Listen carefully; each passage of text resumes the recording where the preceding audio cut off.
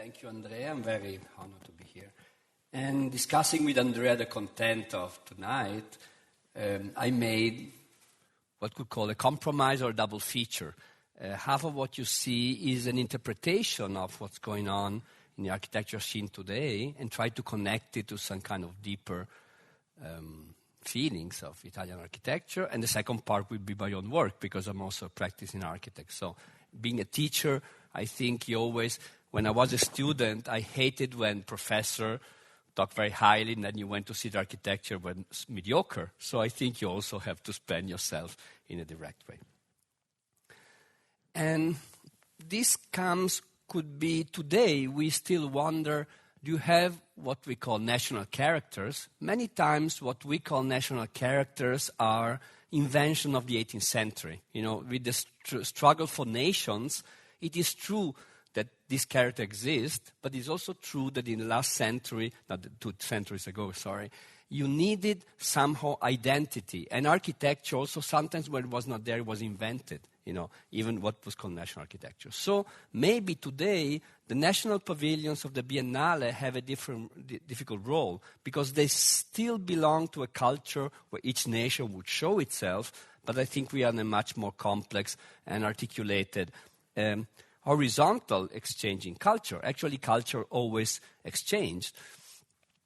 But you know, when I was called, actually quite late, because the Biennale started out in June last year, and I've been called by the ministry in December, so it was a rush. I was a little bit afraid. I didn't say yes in the beginning.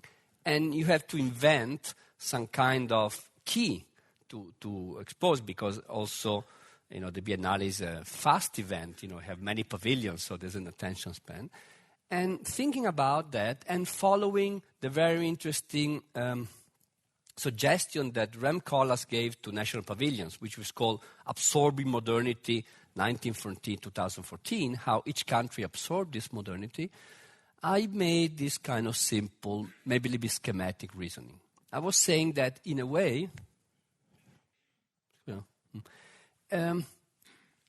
somehow the modernism tried to discontinue, you know, late eclectic styles and also try to solve the problem of modernity. And in doing so, we really aimed to the prototype and the general solution. This is the famous, you know, 3 million inhabitant city of Le Corbusier. And, you know, even the Maison Domino as a prototype in this scene as a skeleton, and Hilberseimer, you know, evenly spaced typologies. And when you see the Bauhaus in the pictures, it looks like the axonometric of itself. You know, I went to see some years ago the Bauhaus. Actually, it's in a quite pleasant neighborhood. But this means that modernism, in the attempt to discontinue with the past, it really strives for this kind of prototypical situation. In this case, the site sometimes was, I'm not saying ignored, but somehow seen as a local occurrence of a more general reasoning. But I felt that this way of thinking could not totally be happening in Italy, because we feel Italian cities are just an overlay. They've always been on itself. We can take it as a paradigm. Of course, all Europe has been growing on itself. But the Italian city, you really see physically all the layers. Many Italian cities have a Roman foundation, even if they don't have much of the Roman elements. And I think the key word, in a way, of the pavilion was called grafting. What I was trying to say, that was a long debate in the last century about contextualism and relationship between modern architecture and old environment. I tried to read something which is, in a way, debated or known in a little bit more tough way. One could say, if the idea of contextualism is an idea of adaptation to something, I think grafting is a violent act. It's something which transforms. It's not just adapting. But while transforming, it has to understand very well what was there. So I was saying that in the last century, Italy had a very strong modernization. We had a lot of engineers and architects looking for modernity. So it's not just the country where things were always the same. I want to give an accent to the strive for modernity, but the modernity who could absorb and transfigure what was there. So one could even say that grafting is more of a practice or a technique than a method. Sometimes modernism always had this idea of an abstract method, of like an algorithm you could apply, but grafting is very empirical. You learn by doing, you learn the best techniques. So one could say, to the extremes, in some moments of architecture we try to analyze data. We try to reduce architecture to just a correct procedure elaborating data, or in some other moments we just think we can just draw a cloud in the sky. I think the concept of interpretation stands in between. Interpretation needs observation, but also needs invention, needs something that you give a hierarchy.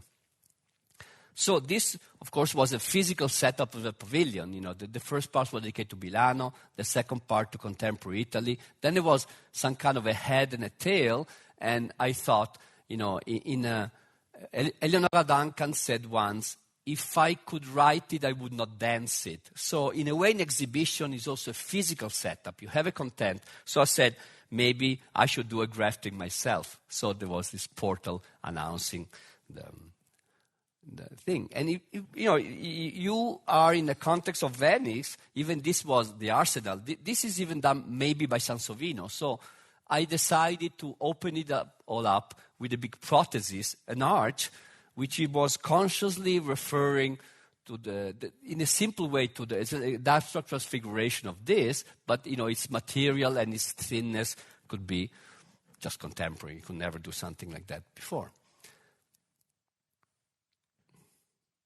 Pigeons really liked it. So this was like an open book, and I tried to give almost a very fast idea of what was talking about. This is the Syracuse Cathedral, which was built over the Greek temple. You still see the columns here. This is still the Greek column in the side, the plan overlay. And this was the Campidoglio before Michelangelo. And there was an existing palace, the Palazzo Senatori, and this. And what Michelangelo did, he just flipped it. And there was a 90-degree angle here. So he used the sort of trapeze form of the Campidoglio was, in a way, a happening, something found, which was mirrored to do the square. So even Campidoglio was a refurbishment. And in 1564, Serlio, which was one of the most well-known treatises, he was saying in Renaissance time that it was impossible to intervene the existing city because of all the sides were crooked. And he suggested to use the courtyards and Androne, the corridor, a way to regularize crooked sides. In a way, instead of just giving an ideal model, he's tried to deal with the empiricism of working into the city and try to adapt some kind of symmetrical architecture to the crookedness of the sides. And of course, we feel Italian space. Many times you feel these incredible spaces. This is a sort of blown-up view of Santa Maria della Pace, one of the nicest, very small square in Rome, where Piero da Cortona built this almost open-air room.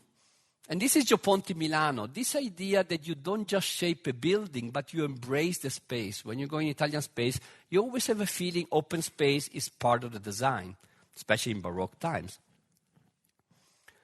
And, Leonardo da Vinci was called to do studies for the drum of the Duomo. The Duomo was a big cathedral, but still lacked the drum. So he had to build over the existing cathedral. And Alessandro Tonelli, the big engineer who did the famous Mola Antonelliana in Torino, actually there was a 1500 basilica, and he built this incredible dome. This was the basilica before Alessandro Antonelli built this dome. It's just a gigantic prosthesis, even as big as the cathedral.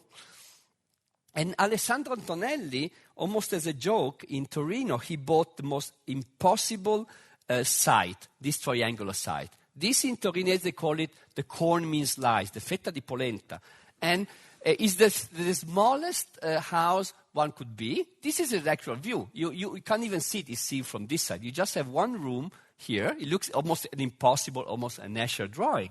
And And this was at the intersection of the old cities with the new one. So, in a way, if some people look at the general solution, this one could call it total ad hocism. Of course, this presence of the ancients is also part of it. This is Libera, an idea of Libera to make a concrete pantheon, or the problem of confronting yourself with the Basilica of Massenzio, the Colosseum. This is the incredible design by Terragni of the Littorio Palace with these isometric curves of the stress. So could you acquire new monumentality which could confront themselves with the ruins of the past? And even in lesser times, in this case, Gio Ponti in Milano, he built the Montecatini, which was the new office. You had pneumatic post. So this was the symbol of modernity in Milano at that time. But see how, in a way, even with an open building, it somehow respects some kind of urban layout. This is the Rinascente of Albini in Rome. Again, all these things, they hide all the tubes going there, so it's a quite technological building, but somehow Albini manages to reduce this in some kind of overlaid orders. And of course, all the architects in Italy try to confront with the strangeness of Venice. This is the first version of the Casa Le Zattere by Gardella, and this is a McDonald's, I would call it, Villa in Giudecca by Baldassarri. And going to Milano, Milano was quite heavily damaged by the bombings on 43. And while Rotterdam and Dresden were reconstructed on modernist plans, the Milanese decided another way. They decided to construct modern architecture. The white one here is modern, respecting the layout of the existing streets.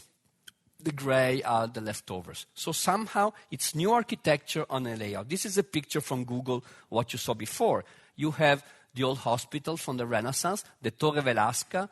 This is a famous building by Moretti. So you have quite modern architecture, but you see somehow accepting the happenings of the city structure.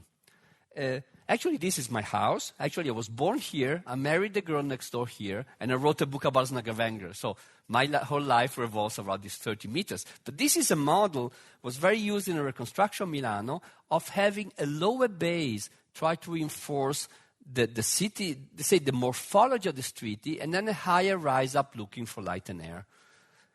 This is the most eccentric interpretation of it. Luigi Moretti is a loved and hated building, a very modernistic building, with his base following the contour. He even draws in the perspective this holy thing. And again, these local heroes are getting quite famous. Adam Caruso from London just wrote a book about them, Nicola Snagavender. They're quite modernist houses, but in this case, they play with a roofscape. And this is a local hero, again, he's 102 years old. He's called Gigi Cacciadominioni. Everybody's coming in Milano and asking me, show me the building by Caccia. He's just been discovered by European culture. It's very funny. The other day I took some people from the ETH in Zurich to visit his house, and he was leaning out of the door because he's still alive. And when you see this marvelous little piece of the Tesoro San Lorenzo of Albini in Genova, he basically started for a totally interstitial space, and he made his invention. It's a crypt, it's a museum of holy art, but looks like a submarine or some kind of crypt. So if the Bauhaus, without saying something bad, aim for a general solution, can we make a theory of here and now, a project which is just relating, try to transfigurate with an invention, because this is an invention, the specific solution. Can this be nothing else by a religious, kind of treasure? Of course, you cannot just make a line, I think. Things are more complex. But even the culture from, say, the 80s and 90s, this is the Groningen Bibliothek by Giorgio Grassi, is some kind of an essay about inserting yourself in a sort of Gothic plot. And this, and a whole different scale in relationship with the dimensional territory, the very tough but interesting project by Vittorio Ghirotti of the University of Calabria, within a very artificial line reads this orography. And in this case, Gino Valle in the Giudecca Island, he makes this popular housing, this is workers' housing, relating also the industrial part of Venice. So, coming to today, and I think this was the main interest why Andrea called me here, what's going on in Italy? Everybody who comes to Milano says, hey, the architects of Milano were so cool until the 60s and 70s, and then where did you Italian go? You disappear. Maybe we start talking, because Italians like to talk a lot, and we don't do anything very good. So, we've been sleeping for years in our own talk. So now the younger generation, I don't like generational talk. An 80 years old person can be friend of a 20 and be many. But still, I think there's a new generation. The Erasmus effect is very interesting too. I've just heard 1 million babies are born out of Erasmus students. So there's a new generation of European, which is here. And this was the second part of my exposition. And while the first part about Milano was very urban in layout, I tried to represent, even in setups, a kind of landscape. I did not want really to show project. It was just like a big collage of one image per project. The names were not there. There was just some people protested, say, I can't read my name. There was some number and you had to go some other place. Because my idea is that architecture, once it's made, it becomes part of a landscape, and maybe this this background effect should be more important. So there were pictures, not of just buildings, but buildings in some kind of environments. And this is a very, very quick image tour. I will not explain it.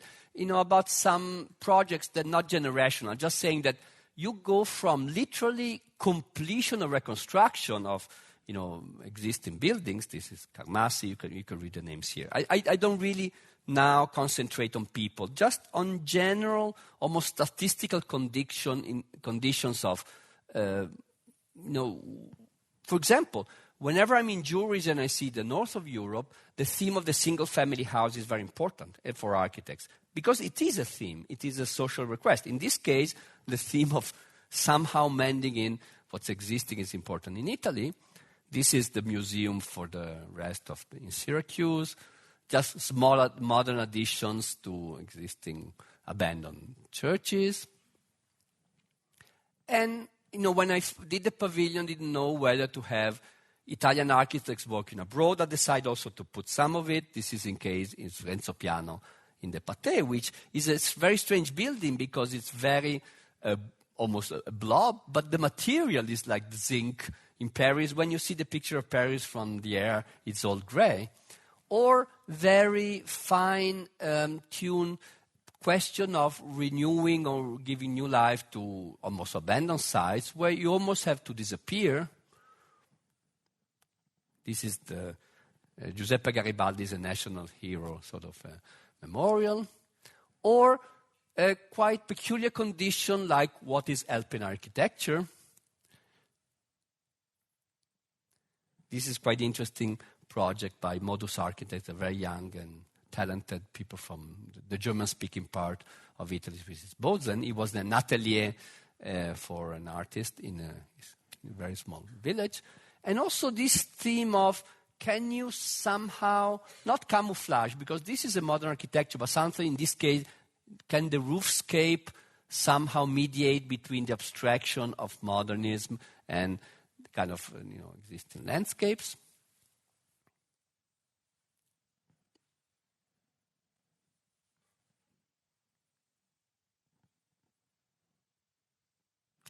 Again, many times, today you have very small studios with just letters, and I think what is interesting to see, you see some kind of European. This is Kuhn Malvezzi, they're one German and one Italian, and they do a lot of art exhibition. They did Documenta. So many Italians had to go abroad to work. I have many of my students that work here. These are some young CNS from thing. Barozzi e Vega actually is a Spanish and Italian studio, very talented of young people. Or Italians who work in this case in St. Petersburg, Puark. This is a very strange person, Arturizzo. He's a bit crazy, and he managed to build this incredible theater you can open up. He won a competition many years ago. It's really archaic theater, a Shakespearean theater, where you can open up the roof, so it becomes an open roof. or the old generation, Gregotti, as was mentioned before, or the theme of intervening in the periphery. This is a BDR studio.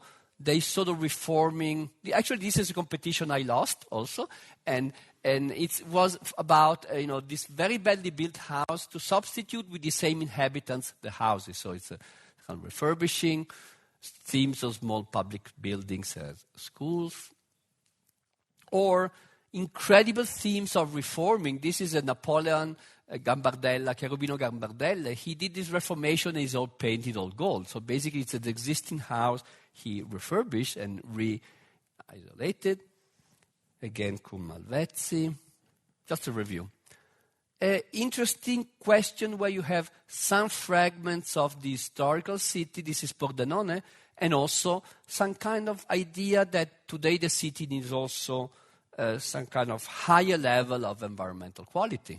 So they made this artificial lake with a river, CPUS. They're quite good also. Or, again, crossing Europe, this LAN Architects is an Italian and French, and they do. The theme of housing in Europe is also a very interesting one. Can we afford, can we design affordable housing, many times social housing, with some kind of, high environmental quality? Or, again, insert modern buildings, in this case, in a corridor situation. And just quite, architecture which could be seen as an infill, where the facade mediates between the privacy of the interior and the exterior.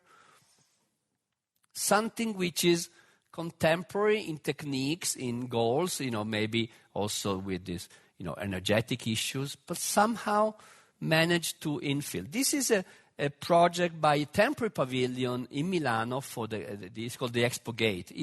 This is taken from the castle, and it was this perspective. And actually, this square was totally almost abandoned, was just a bus square. And with a quite high program, I also did this competition, and a young architect he was the only one who had the courage to break a program, because the program wanted to completely fill in the square, and he realized this perspective was important. So he did much less square meters than what were needed. He went against the program, and he won.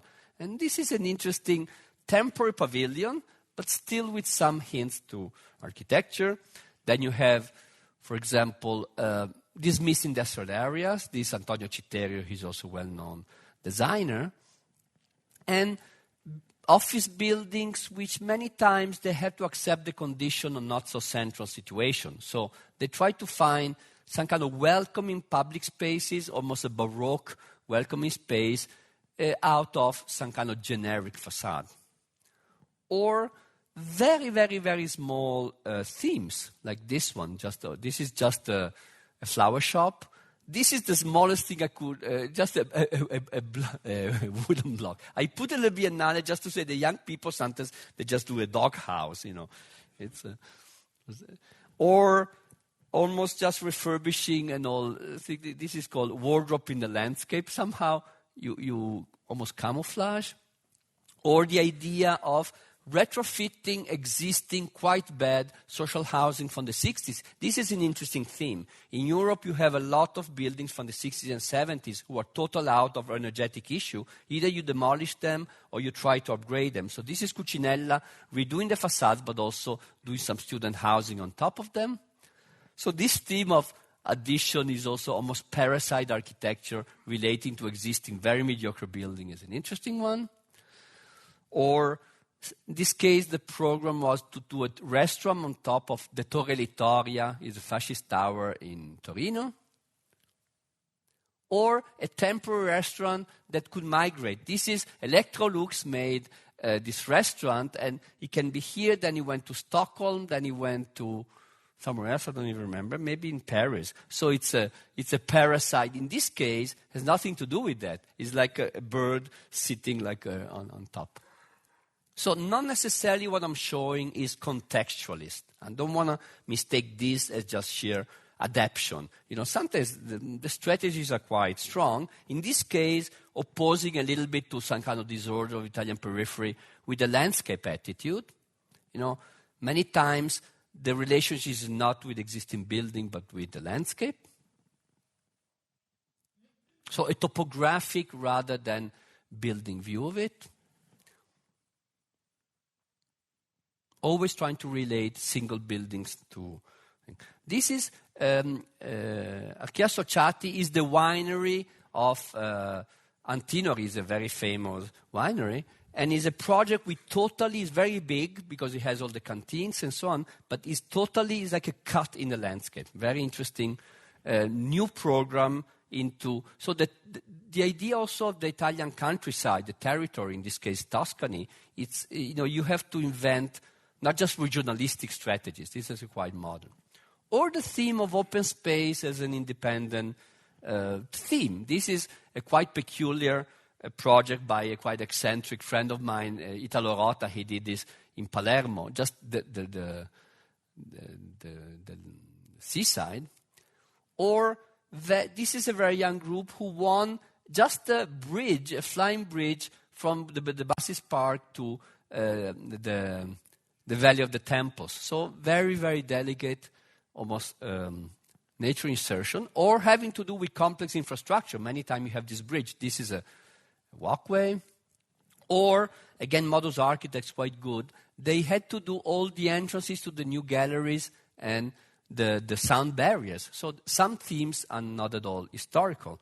Some have to do with, the redevelopment of waterfronts, or with situations which are just roundabouts, or with squares. Can you call this a square?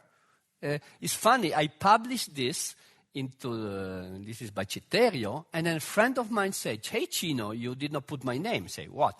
"I did these houses." I said, "Wow, that's so bad. I mean, he's a friend from Milano." I said, "Of course." To me, I meant the open space, not I didn't say your ugly houses. I was kind of harsh of him. So, but in this case, when the quality of what's around is not so good, sometimes the open space, in this case, you have this brick that waves, and there's a fountain here which depresses. So it's like almost a blanket of bricks. And of course, we do have major programs. This is the headquarters of BNP Paribas, won by these young architects, is 5+1.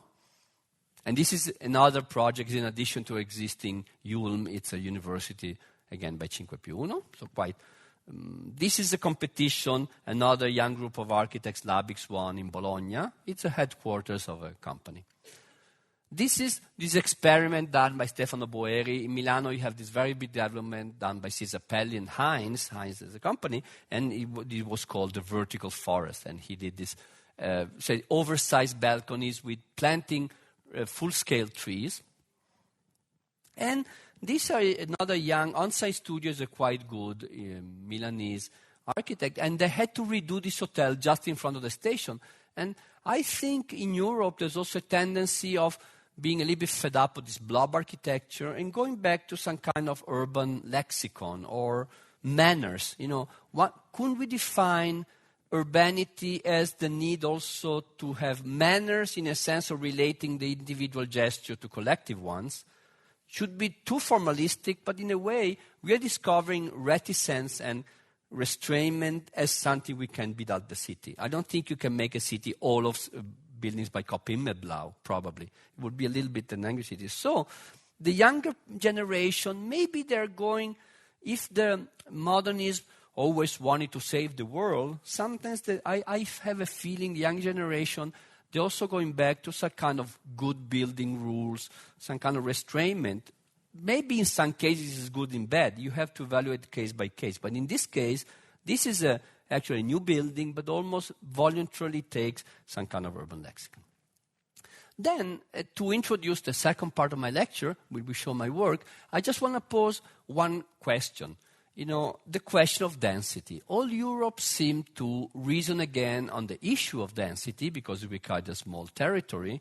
Of course, the issue of density has been debated for a long time. This is the comparison of the Redan by Le Corbusier to the existing city fabrics. And this is an interesting model made by the students of Leslie Martin. Leslie Martin was an English guy. And he said, all these are theoretical examples of building shapes that have exactly the same quantity. So you can make small urban villas, courtyards, towers, or this. This means that the issue of density is not just numbers. We can make very different models of, in a way, shapes of the city. So one could say, what city do we want today? We are rediscovering density because of ecology issue. This is the cost, the energy consumption relating to density. So the very sparse cities, they have a very high consumption, and European cities, which are much more denser than Houston or Phoenix, they're much more efficient from the point of consumption. And these are quite scientific diagrams where you have the consumption of a typical suburban house. This is transportation and energy consuming for heating. This is green suburban. So the worst urban apartment is more efficient than the greenest house. And this green urban, so you see the difference. So we are going back to density also because of our ecology. And today some architects are sort of dreaming of a new harmony between nature and city, but more than really a harmony is the architecture who's afraid to call himself a building, and he tries to be anything but a building. And I think these are very fancy-like or very interesting images, but in reality, I would see, if I try to apply to these images all the way a real city works in time, also the survival of the thing, I don't think these really are more than very, in a way, just projections. So in the end, without being too traditionals, we have the example of the European city. This is Place de Vos in a nice setting. Maybe we should not oppose nature and city so badly. Can we have a very strong architecture and a beautiful environment? I think the European city itself is an example of that. I found this very nice map of representing city. Yesterday I was in Vienna. I took my moped. I went to Linate. I took the plane. I took back. I went back. And this morning I took my moped. I went to the train. I went to Malpensa. I came here. So we use the like EasyJet or Luxair like a bus. And the Central Park is the Alps with the price side, and the city center, of course, is here. Money, money, money, money. The top 10 business Schulen. And this was a sketch by Le Corbusier of Europe connected by highways. But I really like this image because we feel this way. We are close enough to be almost a city, but we're still different. I like this idea of the neighborhoods of a big Europe. So I feel comforted this image, and this is the condition I work in every day. So now all these nice words go back to the practice. An architect does not own its mean of production. He's a very situationist. I don't have any general theory. I do my best. So in this case, I was called to do just a neighborhood park in a very bad and typical way Italy is developing. Edilizia eco-compatibile and a high-risk park energetico. We're a little bit using sustainability as selling the very bad architecture today. So this was just a neighborhood park in a cutout in a very, very small neighborhood park. We took the parking, we took the children's game, and it was in San Donato de Piave where they have floods, and they have these dams. This is actually a picture in Google. You see a quite mediocre expansion, and this is the park. Try to connect some existing bike paths and some kind of... So the thing is, how do you create a public space today in a situation which has nothing to do with the historical city? And actually, I found the site of skateboarders say, oh, wow, Chinozuki Park is fantastic. But the thing is, he made the terrain too rough. It would be a perfect skate park, but it's too rough. We made a fountain in down. So the idea was to take all the function, an auditorium, a picnic place. Of course, we have to wait for the trees to grow. This is meant to be a gigantic oak tree, but these girls are waiting for him to shade them. So this is the children's game, and you have to, mothers are always afraid the children go all over, so this is a little bit like a trap to keep them there. And this picture I took in night, it was not open. It was the night we tested the light and said, Chinozuki, you want to go up, take a picture on the crane? And I went, and there was some kind of so spontaneous party. Everybody of the neighborhood said, oh, look at the lights, a new park. Let's go in, let's go walk there. And I realized a very interesting thing, that I managed to give them something which was not expected. It's more than what they expected, but not alien. Somehow it has some defense with these mounds by just the backyard. Everybody's backyard over it. So this capability of architecture to be both a little bit unexpected and being felt yours, it's very delicate balance. So you can have a little bit of a suburban romance. This is a little bit more important commission. It was a competition done this is the highway which connects Verona to Innsbruck, in a way, through the Brennero. And this is Bozen, has a very, very, very large industrial area. And Mr. Oberauk, he owns the Saleva. I don't know who of you is mountaineer. They do, it's like a little bit of a North Face. They care a lot about ecology. He himself is a climber. And they made a competition in 2 phases, and we won it. Me and together with the younger studios called Park Associates. And basically, it's just a big logistics center. It's no production.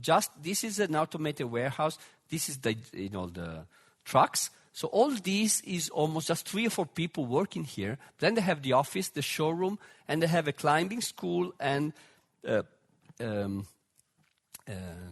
canteen, one could say, a keller here. So basically it's an industrial building, but he really wanted some symbol of his own company. And it's very strange because it's in between the real landscape of the mountain of the Valley of Bolzan and along the highway. So it's a double-faced building. This is the side of the highway.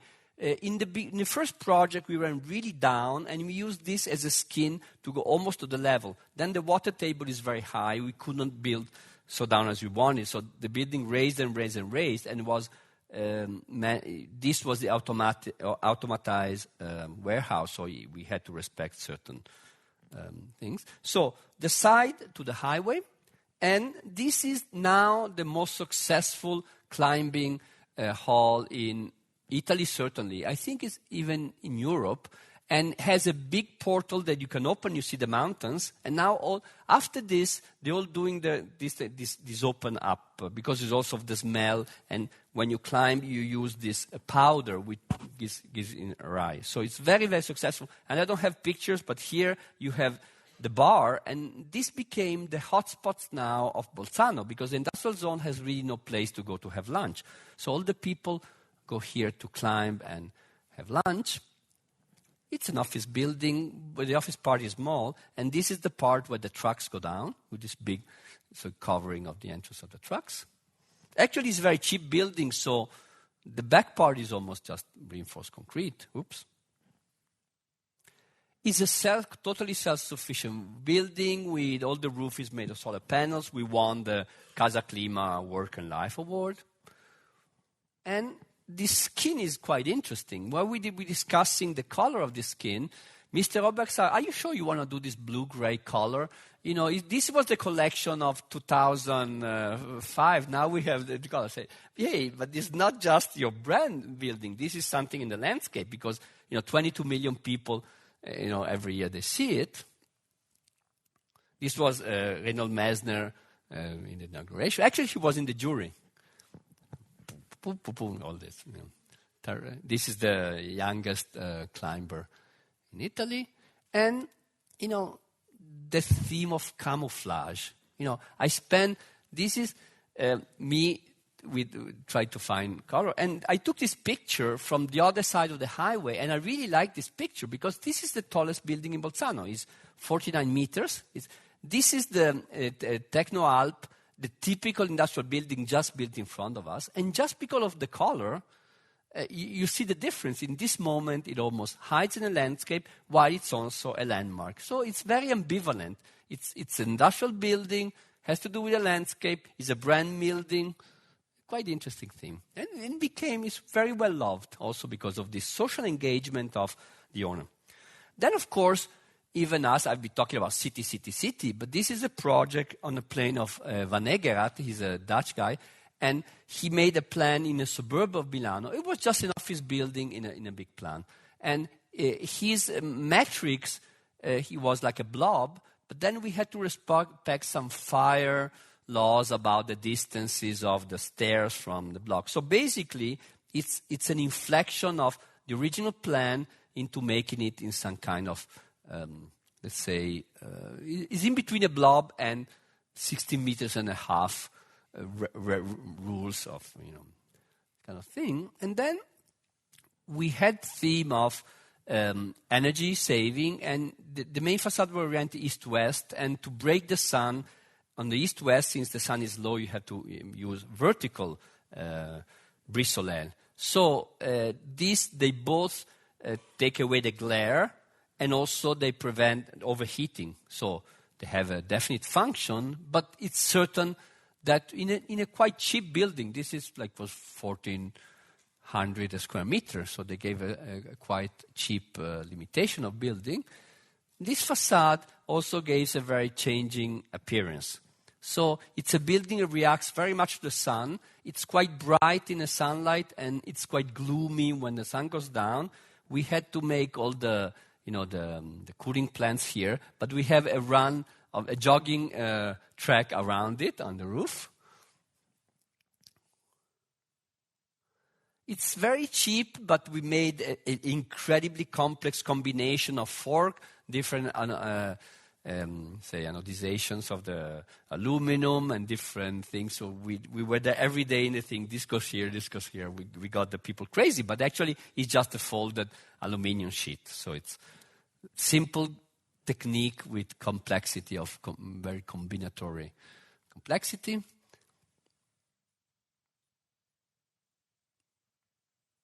And competition. I'm so bored of competition, but that's the main way we work. And we won the competition for the Lavazza headquarters in Torino. And Torino is a very structured city, and there was a site here, which is an industrial site, but incredibly near the main square of Torino. And you had also beautiful views on the Molo Antonelliana, on the courtyard. So this was the existing situation. It was a former electrical factory, like Enel, and the city gave the site to these people. They could do the thing, but then they also do something public. So it's a very interesting collaboration between public and private. These are just study models in the idea that we work until we find it right. And this was the final project where, this existing situation and did what we did. So we kept the program as to keep these 2 buildings. This is a quite interesting building, and the smaller one. This becomes kind of a coffee museum and get connected to the atrium, and you have a whole new square here that people can cross. This was an enclosed block, but they had some kind of a in-between street. I go very quickly. I don't want to explain all the projects in detail, not to abuse of your patience. So the ground floor was very public. This is the coffee museum, and this is we already built this. This is a design school, a small design school. The projects keep changing. This is still the competition projects. The Lavazza get me crazy. Every day they change their minds. So I've been doing 52 projects. So this was the first version of the square. Now they decided not to build this in the first place. But you can see the idea that you keep some kind of building line and create a new protected environmental space with the 2 existing buildings. And Torino is a strange city because it has this continuous porticos. This is actually also a house by Alessandro Antonelli, a national hero, but also has some kind of Baroque architecture, and this is Carlo Molino, the other national hero. So this idea that you do headquarters building, which symbolize for the companies their own building, but also you have to give some kind of background to the city. And this is a very important project because it's not just a building, it's the refurbishment of a whole area. This was, I think, the competition, and this is the end how the facade looks like. These do existing buildings. So you have a smaller entrance here, square, and the bigger gardens there. So this is the common garden. This is day and night, this facade which is made of oxidized metal. The Lavazza entrance here on the side of the existing building. The atrium is quite connected with the open space. And we did this quite Baroque stair going up, which is also some kind of inner connection to that thing. This is a competition for, in this case, Barilla. I'm showing some, so the company headquarters and other famous Italian food. And there are near Parma, and this is an industrial reality really involved with quality, but the area is also in a very deep tradition of the Po River Valley, this is the typical farmhouses. And they have an office, this is the present offices, and they have a very big factory here, a private entrance, this is the parking, and this is an old building, and it's like the factory shop. They wanted the refurbishment of this entrance. This is an existing building, so it's not a whole new project. But also they wanted a very courageous plan for this area of having the training center, the communication shop. So they wanted a more circumstances things. How do you enter these three buildings? Just remake the entrance. And then a projection. This is an auditorium, and this is a sort of urbanistic projection in the future. So the project is very ambitious, but we had to concentrate on this part. This is just the way it could grow over time. So we managed to keep the existing building and embrace it in a kind of, give it a new entrance with a facade of bricks. But say, this is the model while we were finishing it. It does not have the legs. This is my model maker. And so the new atrium, and this metaphor, almost it would take the shape of a old farmhouse, but then the way it's faced is very sophisticated. The new entrance, this is the new facade to the existing building, which also helps to screen. And then this was some kind of, conference hall, but also can be used in a very flexible way. So there was something you could look away. This is the common entrance, attaching to the existing building, this existing building. And this is the projection in the future, how it would look like the entrance with this almost a modern interpretation of the farmhouse model. This is Benetton, who made a small competition with architects, and he had a quite ugly-looking facade shop in Rue Neuve in Bruxelles. It says the shopping street is not right in the center. Of course, this is Bruxelles center. And I don't have the picture of the existing building, but Zara and H&M just opened in front of them, so there was some competition. So they made a competition just redoing the facade, and we did this new facade, which is actually a very, very plain building. Even Luciano Benetton itself, he has a very classical taste. This is the rendering of what we did. So we actually, it was both Stefanel and Benetton. So we just redid this facade. But what I like about this, it's a store, it's a company store. It has to do Benetton and Sisley, but also has something to do with urbanity. I think even a store could be somehow urban. So there's more invention, since Rue Neuve is quite a small street, you do these little setbacks, almost like Fachwerkhauser, one could say, that has almost like a cardboard stepping out and is just like a trim. It's not very, so the building is quite plain, but has a little bit of sophistication just in the back of it.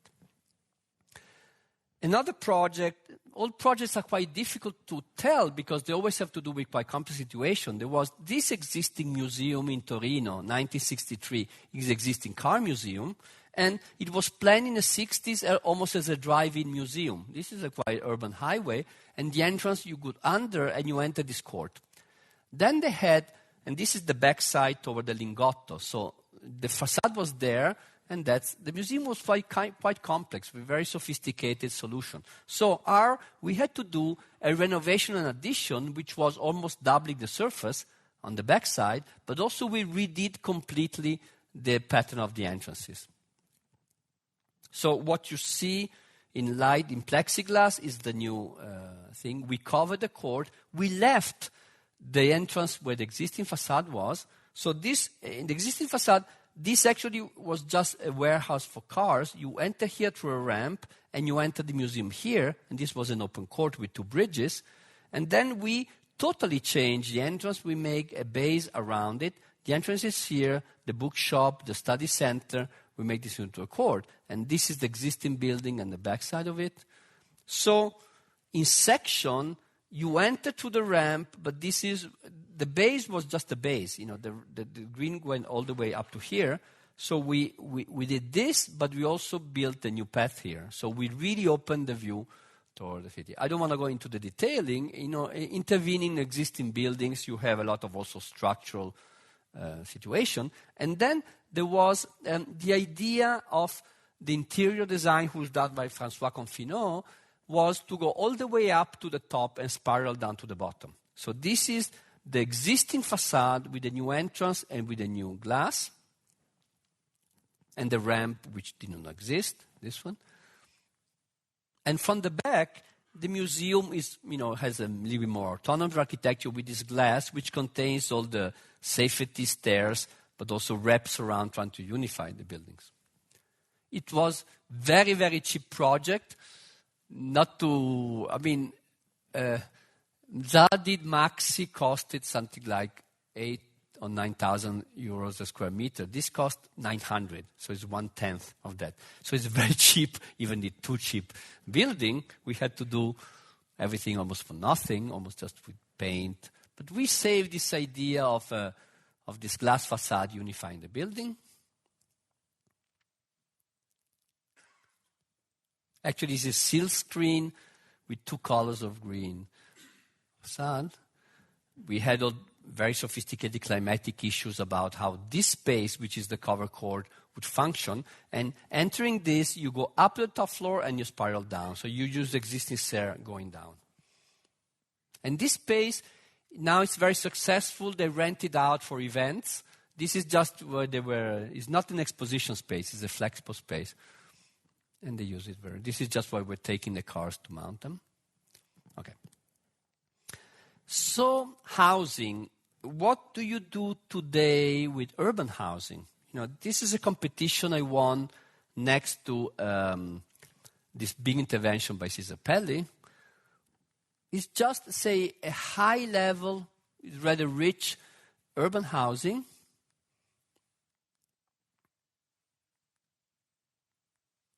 Which is the most, I would say, vintage-looking project I did. It's right next to a very new development, but also related to existing. So I try to be very traditional. So it's strange because you have fragments of the historical Milano of the 1800s, but right next to this very Disney building of Cesar Pelli, but just in front of this 1910 building. So the situation was a little bit messy. So this is the urban side, relates more than to the new building, also to the one on the other side of the streets. And we had this almost bow window mode, but also the way you enter it is quite traditional. In Milano, you have this, we call it androne, like an open corridor who also looks to the garden. And the other side is the garden side, and you have also common entrance. So it's a very double-phase building. So this is the garden side with a lot of loggias overlooking the garden, which is waiting again for the trees to grow. And the ground floor is very open, it's very transparent. So you get the best of both worlds. This sort of in a very dense part of the city is right in the center. Now I'm also building 2 other buildings here. So it embraces this garden. This looks more isolated than what this is. Very strange because this is a new building done by Munozze Albin. They're from Houston, and this is done by Cesar Pelli. It's a very patchwork city. But the urban side, in a way, it's not imitating what is there, but still it really relates to existing city.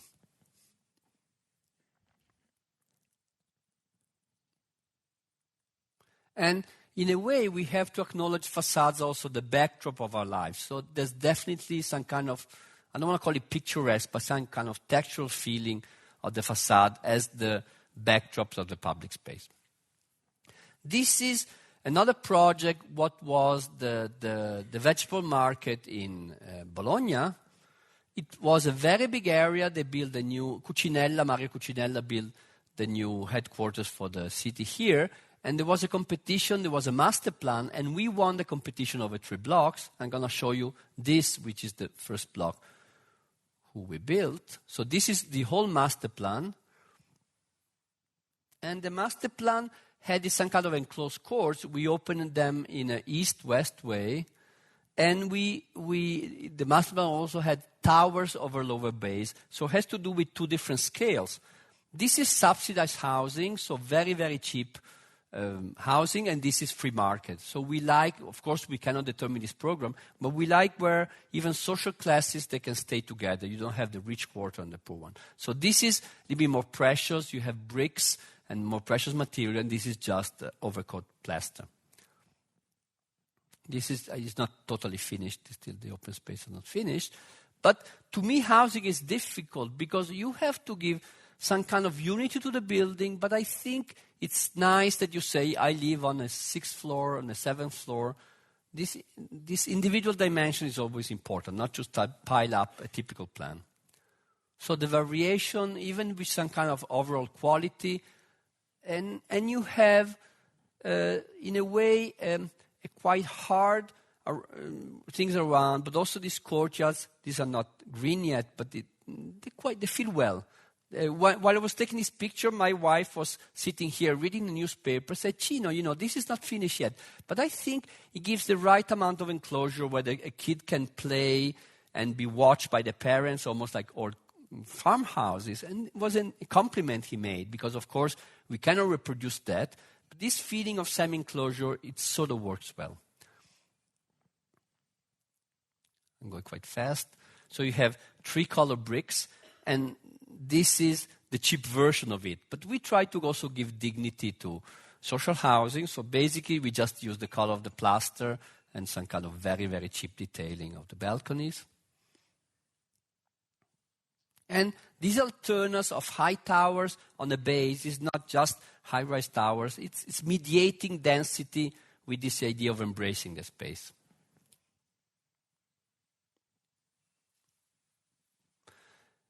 Quickly, this is a master plan. I don't want to talk about the master plan we won in Lugano. It was a new gallery coming out here, and the city made a competition for the master plans, which become the new access to Lugano. We won it in a big group, so this is our master plan.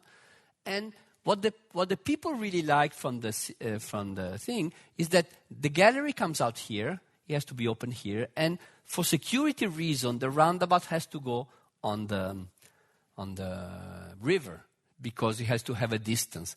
And this is the entrance from north to Lugano. And we proposed this walkway here, and they liked it and said, if you transform it into a sound barrier, we can pay. The people from the street department said, transform it into a sound barrier and we'll pay for it. So this is the design for this. Is both a walk connected to levels and a sound barrier. And while we were waiting for that, this will happen in some years. There was they already built the gallery, and waiting for the roundabout, they made this. And they call us and say, Cino Zucche, can you make a temporary setup of the entrance? So this is something that will last just 4 or 5 years. It's just very cheap wooden poles just to screen off the temporary provisions for the gallery. And actually, this is all green. I never have time to go take the finished pictures. We just took some PVC tubes, so it's sophisticated in the tracing, but it's very simple technology. It's just wooden poles. Oops, what did I do? Some kind of cinematic sculpture, and it's quite loved. It's considered a new entrance to the city. And it's nice because it has no structure. The poles are like 11 meters long poles. They're self-supporting, so they look like almost just an installation. Okay, I'll skip this. This is a project in Munich. Just to say that today, the issue of urban design in neighborhoods, and there's a question of sound protection and so on. So there was a competition for a big new housing scheme in Munich, mixing and try to give some common space, in this case is this one, to mostly housing expansion. So to activate all the ground floor, so can you make these schemes and still have some kind of common space? Can you mediate again very high? In Munich, there's a lot of shortage of housing, so you needed to go dense. And we use a little bit, let's say, the office buildings to protect, to act them as sound barriers because you don't need to open the windows. And this is protecting the housing with this some kind of main path going through. So again, there are research about high density and high environmental quality. And in Helsinki, we had a similar problem. The city called us to make a big urban scheme from this area. This is a suburban station. It's what they call the director's center, a residential neighborhood, and a big, it's the present state. You have just this bridge connecting these two parts of town, and it's a 15 meters drop. They wanted us to do a scheme which did not completely close in the tracks, so just some tracks were redesigned. So we sort of tried to urbanize the bridge and make this existing station, the new tracks for the new station, some kind of, say, commercial center, a square, and a housing scheme, and a business center here. But was really on top without closing in the tracks. So, and the street that went here went this way. So it's really a scheme trying to make the infrastructure compatible with living. This is going up from level 0 to level plus 15, which is the city. And this is the level, the existing station, the new path, the square. All red is, let's say, offices, and this is brown is residential. And of course, Helsinki is very cold, so this was the existing bridge, and we made this kind of canopy. So in the winter, you're protected. And you say they call us all the way from Italy. Maybe we have to make some kind of square, because that's our speciality. This is the master plan done by the city based on our scheme. And then they call us 5 years later, said, the market for the office dropped in Helsinki. Can you design just a more detailed design of the part of the towers with higher rise towers, but the particularity is that they want to mix offices and houses in the same building. So up to here you have offices, and here you have housing, and with some communal space of the houses. So very interesting program to overlay housing and offices. So they're very ecological, and they decide to put a lot of density right because of this public transportation. There were almost no cars. This is a vignette that had this polemic about minarets. So it says, I hope they don't ruin my nice buildings with the minarets. So it's the architects talking. And then they wanted to go high, but they were afraid of the ugliness of skyscrapers. So say, Cino Zucchi, make the master plan, but also make some sample design we can show towers can be pretty. This is actually a rug I designed, and we try to make some kind of experimental to show that you could have variety. And public space, this is the subway stop, the bridge, going up to the bridge, an overlay of office buildings and housing. This is a typical office floor. This is the housing floor. You have a common garden, and everybody has a sauna. See, these are private saunas because they're... And we make these two sample towers. When I was sending the model, I disassembled it, and I took away the towers. I said, hey, but maybe my project is not the towers. This is my project, public space. So it's not just towers, but how towers can embrace a space. So I feel this is my project. And I said Italians are very good in doing towers. This is San Gimignano. But our speciality, this is again San Gimignano, is doing cozy public space. Okay, so I finished with two projects. I hope not being too long, because it's a double feature picture show like Rocky Horror.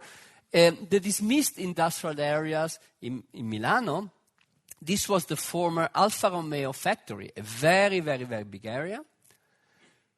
This was the former site across this big highway, and this piece you will see again.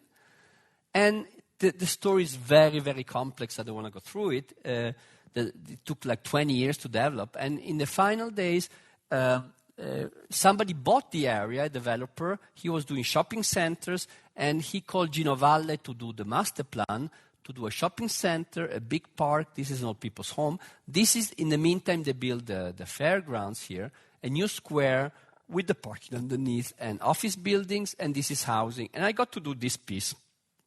So this was planned by me under the supervision of Gino Valle, who introduced really this diagonal cut across the site.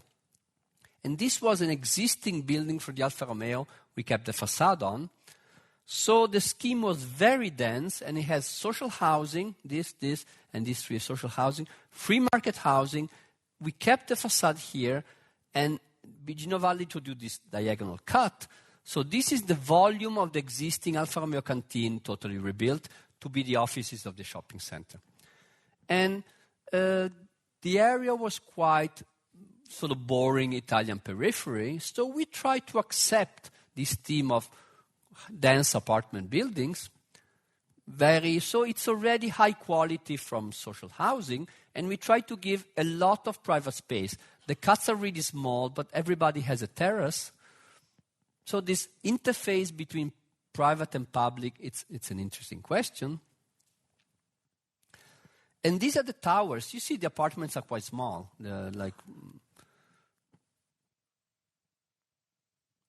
And this is the diagonal axis not yet completed by Gino Valle.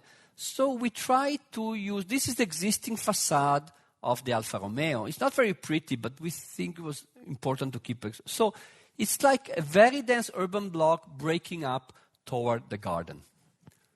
And there's some kind of acceptance of this kind of existing fabric. I think we did some reformation, but not too much. We always tried when the building touched the ground, even we didn't have any really commercial program because all the shopping is in a shopping center, of course. We tried to make buildings which smile at the city, has some kind of welcoming. I tried to convince my client to make this into a canteen, but then he made the showroom. Each one has some kind of private balcony. This is the caricature, say, Chino, everything so beautiful, but we don't know where to hang the clothes. It's not true, actually. They have place to hang the clothes. And this to say that the housing from the reconstruction, this is Nagavenner, Figini, and Pollini, we have all this kind of rationalistic style. This is Gardella. And this is this local hero, Caccia Dominioni. And actually I found this is me when I was 80 years old. And this is Caccia Dominioni. He's 102 years old now. And the other day, again, I took these people from thing. So once I met him in the street, I said, can you make a signal? I said, he called to my baby Chino, so I can pretend I'm his illegitimate son. I don't know whether he had an affair with my mother. And 2-3 years ago, Caccia Dominioni, he was like 99. He called me up and said, Chino Zucchi, you never come visit. I said, okay, I'm here with my moped, I come visit. And he there said, oh, you young architects, I follow your work, I think you're good. But let me tell you, you're an architect and don't know anything about plans. I'm a piantista. I'm a plan maker. I do slaloms with plans. And he took some white correction, thing, and he photocopied from somewhere the plan of Portello, and he gave me a lecture about architecture, how turning 45 degrees, the thing, you can make it better. So this is an autograph correction of Caccia Dominioni to my thing. So maybe this issue of originality, do we have to be original? This was the existing facade. You go very quickly, and the new building. So the idea of this project is to use what you have, independent structure, try to make some kind of putting things together again as much as you can, because typologies, the developers want the offices be separated for the housing. Yesterday I was in Vienna for a new development, and we were talking about making flexible buildings that could become offices and back to housing again. They're doing a very interesting development where one of the goals is maybe breaking the concept that this is an office building, this is a residential building. Very, very advanced, interesting question. But of course, not always you can do it. So you have some kind of functional specialization. This is the free market housing.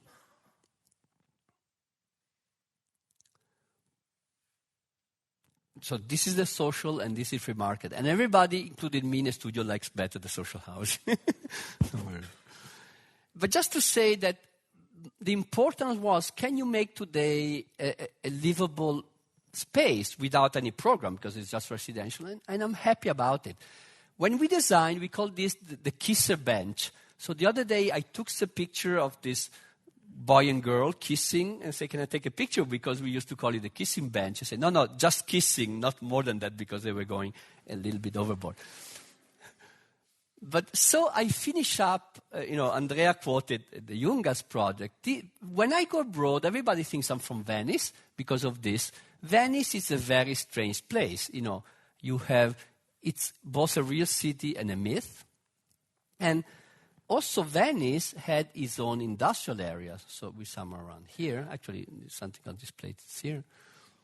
And, it's a very strange mixture of man-made and landscape. But this was the real site. It was the Junghans. Actually, this is a beautiful Junghans watch designed by Max Bill. And they use watches and they do timing for bombs. And everybody thinks Venice is this. So this was the reality, and this is what we think about Venice. This is what was there. It was the dismissed industrial areas, almost Bauhaus style. Again, I don't want to go through. Let's say the real estate people were really bad. They already had a project. The city forced them to do a competition, but they wanted really to just use the competition to pay due to the city and then do whatever they want. So it was very tough for me also politically. But this was the existing factory, an existing school, and there was a border, and all this area was totally private. I found in my car the keys of the Junghans. I remember I used to go there. I could open it and close it because it was totally enclosed. So the existing situation, we proposed to open up a canal here.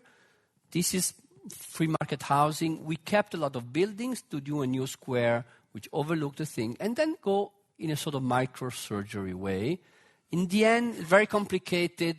We give the consultancy to the city to make the master plan, and then in the end, I got the commission for these 5 buildings, so I did the master plan. This is Google Earth. You see the new canal cut in.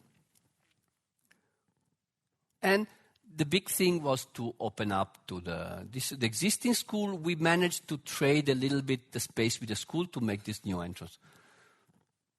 But then what architecture do you do in Venice? Venice is also this. Can you do this today? No, of course. So this was the existing building, and we did, in this case, an industrial building, a new refurbishment. We cut through, and we continued the facade a little bit. So this is a heavy refurbishment of what you saw before. And a new square where nothing was there. This is the existing school. This was a building which could not be kept up because it was rotten. But we tried to do some kind of very small infill building of social rentable housing, which is this. So if you squint your eyes, you can almost see it's there. We try to keep the same height on the canal. So this has this funny Concorde-looking face.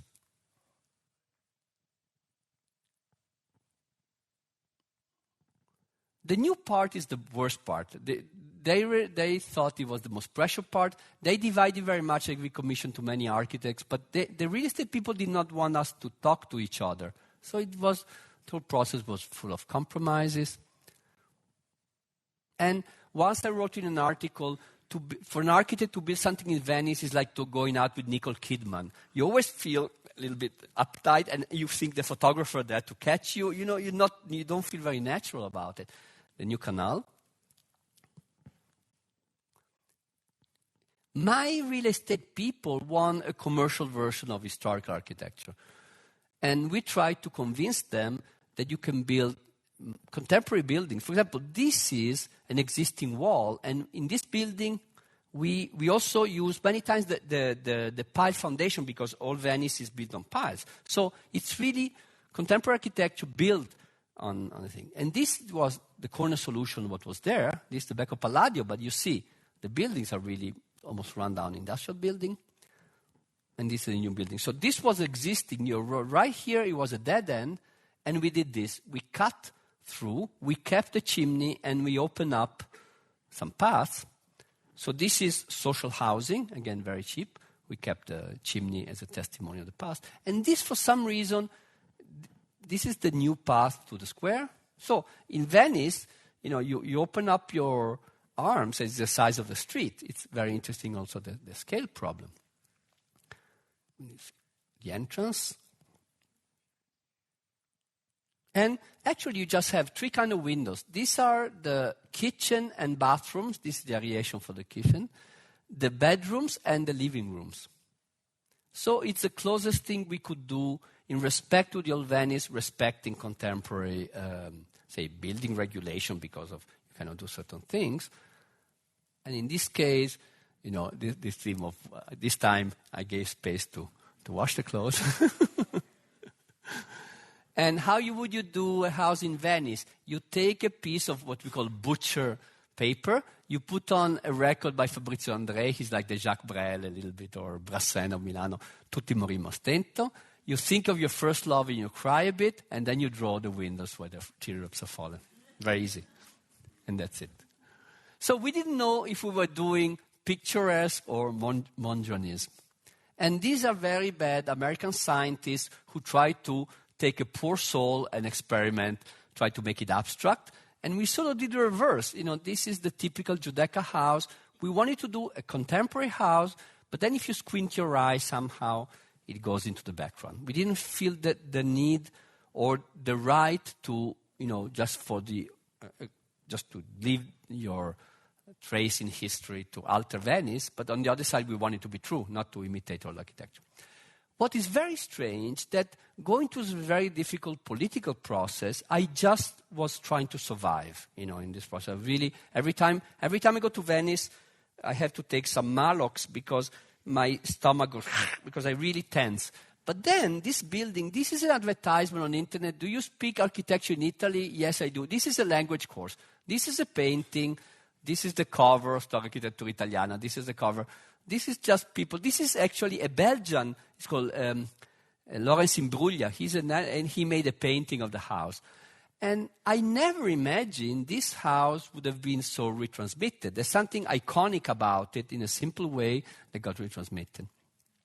Then I found this phrase by Adolf Bene. Adolf Bene says, he makes a distinction between functionalist and rationalist. He says the functionalist looks for the more specific response. The rationalist looks for a wider response. You have to put in the building some kind of reserve of space and attitude. And then he says something interesting.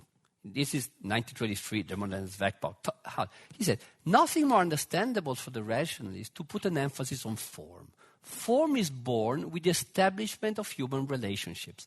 The lonely man, isolated in the midst of nature, has no formal problem. The question of form arises together with the union of more individuals, and form is the condition which makes possible men living together. Adolf Bene sees form as a way of communicating. So we respond to programs. I was responding to program, but I think architects are like narrators. Like, people like to hear stories. It's like somebody who tells nice jokes or tells nice things. So in a way, I was joking about the romantic and the teardrops, But somehow, you understand, we need some romance in life. And my generation has been brought up typology. But in a way, we rediscovered the issue of character, of physiognomics. This is Messerschmitt, is a German sculptor who was interested in that. So, what do we do today? This is Fuseli. He was a Swiss painter. He did Incubus. Is the artist cries over the lost greatness of the ancestors. Can we ever get to the old Roman ruins? And this is Gino Zucchi, who thank you for your patience.